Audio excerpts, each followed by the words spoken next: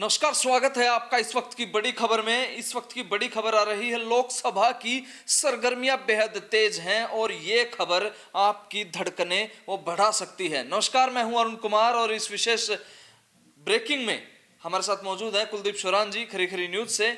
Sir, मैं गलत तो नहीं कह रहा, ये खबर जो है वो धड़कनें बढ़ा सकती है, क्योंकि अभी तक जो है मैं एक बार बता देता हूं, सोनीपत लोकसभा को लेकर के एक बहुत बड़ी खबर हमारे पास आ रही है।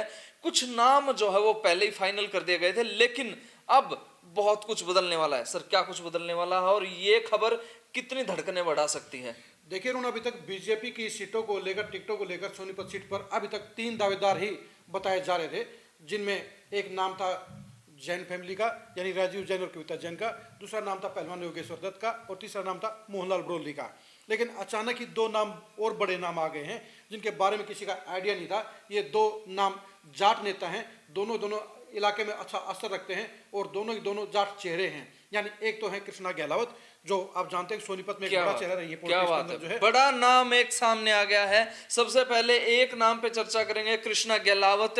काफी समय से वो प्रयास कर रही हैं, वो विधानसभा के लिए भी प्रयास कर चुके हैं और अब जो है सोनीपत के पैनल में कृष्णा गहलावत यानी कि महिला नेत्री का वो नाम जुड़ चुका है। इंडिया बुल्स जो है वो इन्हीं की कंपनी है, इनके बेटे की कंपनी है और काफी बड़ी फर्म है। देखिए 2014 से लेकर 2019 तक कृष्णा गहलावत पूरे स्टेट की पॉलिटिक्स में बीजेपी का बड़ा नाम था। वो मार्केटिंग बोर्ड की चेयरमैन भी रही और उनको ये कहा जा रहा था कि रायगढ़ की टिकट उनको मिलेगी, लेकिन टिकट उनको नहीं मिली। लेकिन एक बार फिर से उन्होंने लोकसभा की टिकट के लिए एंट्री मारी है, तगड़ी एंट्री मारी है और पैनल में उनका नाम डल गया है और वो एक मजबूत उम्मीदवार भी हो सकती हैं। क्योंकि बीजेपी, आप देखिए, बीजेपी कहीं ना कहीं सोच रही है कि हिसार की सीट पर जाट को ना दे, वहाँ किसी बीसी को दे दे या कुलदीप बिश्नोई को दे दे। इसके अलावा रोहतक सीट के ऊपर भी वो सोच रही है कि क्या वो अरविंद शर्मा को बरकरार रखे या बाबा बालकनाथ को दे। तो उस कंडीशन में जो है कहीं सोनीपत सीट ऐसी आ गई है जहां पर किसी जाट चेहरे को टिकट देकर बीजेपी 2 जाटों का कोटा पूरा कर सकती है। देखिए अभी तक क्या है, धर्मवीर को टिकट मिली है भिवानी से, उसके बाद एक सीट और चाहिए। वो सीट क्या रोहतक होगी, क्या वो हिसार होगी? लेकिन अब सोनीपत की एंट्री हो गई है और ये एंट्री बड़े मायने रखती है, क्योंकि जाट वोटरों को अपने साथ करने के लिए बीजेपी को कम से कम 2 जाटों को टिकट देना जरूरी है। तो उस कंडीशन में कृष्णा गहलोत का नाम आना, महिला कोटा भी डबल होता है और पिछली बार भी 2 सांसद के तौर पर टिकट दी थी उन्होंने, और अब की बार से एक बार फिर से कहीं ना कहीं कृष्णा गहलोत का नाम आना साफ तौर पर जाहिर करता है कि बीजेपी एक अलग प्लानिंग से काम कर रही है। तो उसके हिसाब से एक दूसरा नाम और बता देते हैं आप दर्शकों को कि एक और जो नया जो जाट चेहरे का नाम आया है वो है पूर्व ओलंपियन दीपा मलिक का।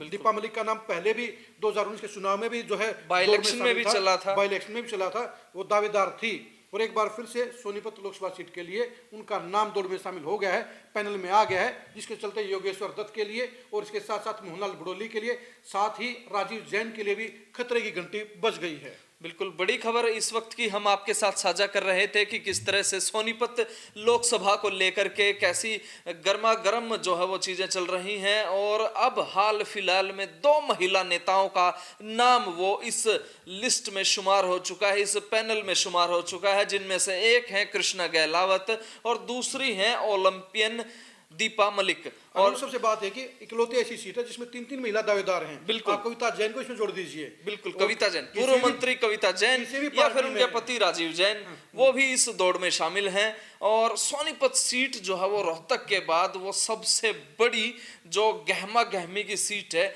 वो फिलहाल बन चुकी है, क्योंकि कहीं ना कहीं चीजें एडजस्ट हो जाती हैं हर सीट पर। लेकिन ये रोहतक के बाद जो सोनीपत लोकसभा सीट है ये बेहद ही हॉट सीट वो बनने जा रही है।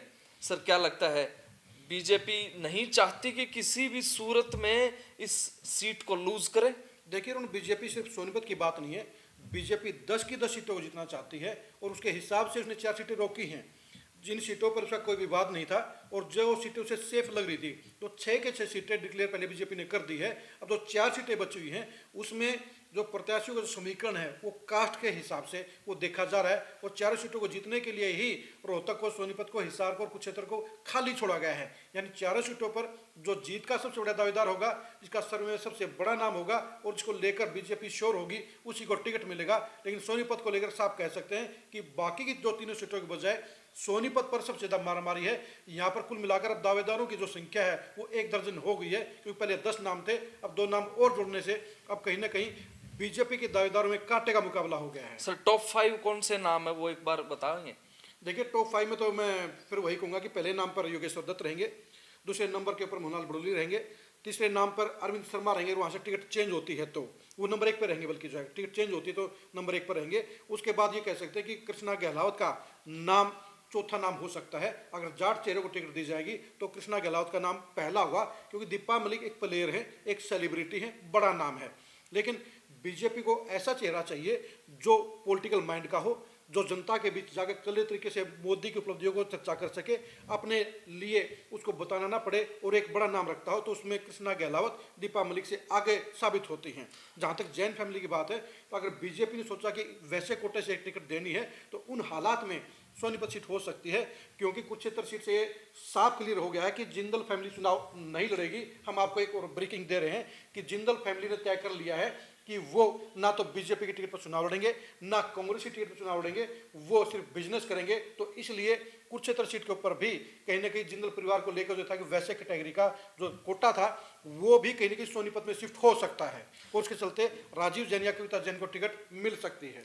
बिल्कुल बड़ी बात है। आप इस बारे में क्या सोचते हैं फटाफट हमें कमेंट करके जरूर बताएं, और इस खबर को ज्यादा से ज्यादा शेयर कर लें ताकि हर अपडेट आप तक वो मौके पर पहुंच सकें।